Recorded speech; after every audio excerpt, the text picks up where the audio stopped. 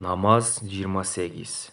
Саиб менен Али радиаллаху анхудан риваят. Пайғамбар саллаллаху алейхи вассалам Али радиаллаху анхуға қызы Фатима радиаллаху анханы тұрмышқа бергенде, бір жуырқан теріден тигилген, ичи құрманын бұласы менен толтырылған жаздық, жарғылчақ, чанач жана эки құмыра берген эле. Али радиаллаху анху бір жолы Фатима радиаллаху анхаға: Аллаға ант берем, құдықтан суу толо чаканы тарта берип, көкүрөгүм ооруп калды. Алла Таала сенин атаңа туткундарды бериптир. Ага барып бизге кызматчы сурап кел, деди. Фатима радиаллаху анха: жаргылчакты көп тартканымдан менин да колдорум жооруп кетти, деди. Ошентип ал пайгамбар саллаллаху алейхи вассаламга келгенде: Эй кызым, кандай кажет менен келдиң, деп сурады. Кызматчы сурап келдим эле, деп айтуудан уялып, учурашканы келгенмин, деди. Анан үйүнө кайтып кетти. Али радиаллаху анху эмне болду, деп сурады. Кызматкер сураштан уялдым, деп жооп берди. Ошондо алар экөө пайгамбар саллаллаху алейхи вассаламга бирге жөнөштү. Ага барганда Али радиаллаху анху сөз баштап: О Алланын элчиси, кудуктан суу ала берип көкүрөгүм ооруп жатат, деди.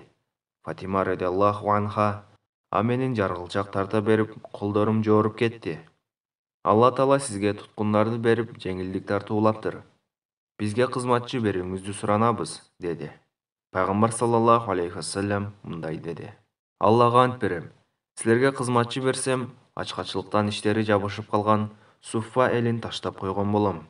Аларга берерге эч нерсем жок. Бул туткунга түшкөн кулдарды сатып, акчасын аларга сарптаймын. Пайгамбар саллаллаху алейхи вассаламдын жообун угуп, ал экөө үйлөрүнө кайтып кетишти. Алардын кыска бир жуурканы бар эле. Аны менен буттарын жабышса, баштары ачылып, баштарын жабышса, буттары ачылып калчу. Кечинде пайгамбар саллаллаху алейхи вассалам келип калды. Алар жаткан жайларына козголо башташты эле. Пайгамбар саллаллаху алейхи вассалам: Ордуңардан козголбой эле койгула, деди. Анан мындай суроо узатты: Силер сураган нерседен жакшыраак нерсе айтайынбы? Эң сонун болот, айтыңыз, эй Алланын элчиси, дешти. Пайгамбар саллаллаху алейхи вассалам: Жабраил алейхиссалам мага бир нече келиме үйрөттү. Ар намаздын соңунда 10 жолу Субханаллах, 10 жолу Алхамдулиллах, 10 жолу Аллаху акбар деп айтып жүргүлө. Жатаарда 33 жолу Субханаллах, 33 жолу Алхамдулиллах, 33 жолу Аллаху акбар деп айткыла, деди. Али радиаллаху анху айтат: Аллага ант берем, пайгамбар саллаллаху алейхи вассаламдан муну үйрөнгөндөн кийин аны такыр таштаганым жок. Ибн Кува рахматуллахи алейхи Али радиаллаху анхудан: Сиффин согушунда да таштаган жоксузбу, деп сурады. Али радиаллаху анху: Эй ирактыктар, силерди Алла жок кылсын. Албетте, бул келимени Сиффин согушунда да таштаганым жок, деди. Саиб менен Али радиаллаху анхудан риваят. Пайгамбар саллаллаху алейхи вассалам Али радиаллаху анхуға қызы Фатима радиаллаху анханы тұрмышқа бергенде, бір жуырқан теріден тигилген, ичи құрманын бұласы менен толтырылған жаздық, жарғылчақ, чанач жана эки құмыра берген эле. Али радиаллаху анху бір жолы Фатима радиаллаху анхаға: Аллаға ант берем, кудуктан суу толо чаканы тарта берип, көкүрөгүм ооруп калды. Алла Таала сенин атаңа туткундарды бериптир. Ага барып бизге кызматчы сурап кел, деди. Фатима радиаллаху анха: жаргылчакты көп тартканымдан менин да колдорум жооруп кетти, деди. Ошентип ал пайгамбар саллаллаху алейхи вассаламга келгенде: Эй кызым, кандай кажет менен келдиң, деп сурады. Кызматчы сурап келдим эле, деп айтуудан уялып, учурашканы келгенмин, деди. Анан үйүнө кайтып кетти. Али радиаллаху анху эмне болду, деп сурады. Кызматкер сураштан уялдым, деп жооп берди. Ошондо алар экөө пайгамбар саллаллаху алейхи вассаламга бирге жөнөштү. Ага барганда Али радиаллаху анху сөз баштап: О Алланын элчиси, кудуктан суу ала берип көкүрөгүм ооруп жатат, деди. Фатима радиаллаху анха: А менин жаргылчак тарта берип, колдорум жооруп кетти. Алла Таала сизге туткундарды берип, жеңилдик тартуулаптыр. Бизге кызматчы берүүңүздү суранабыз, деди.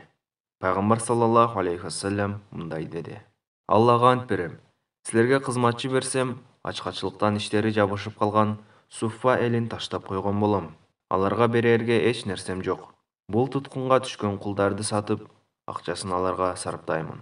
Пайғамбар саллаллаху алейхи вассаламның жауабын ұғып, ал екеуі үйлеріне қайтып кетішті. Алардың қысқа бір жуырқаны бар еле. Аны менен бұттарын жабышса, баштары açылып, баштарын жабышса, бұттары açылып қалжы. Кечінде Пайғамбар саллаллаху алейхи вассалам келіп қалды. Алар жатқан жайларына қозғала башташты эле. Пайғамбар саллаллаху алейхи вассалам: "Ордуңардан қозғалбай эле койгула", деді.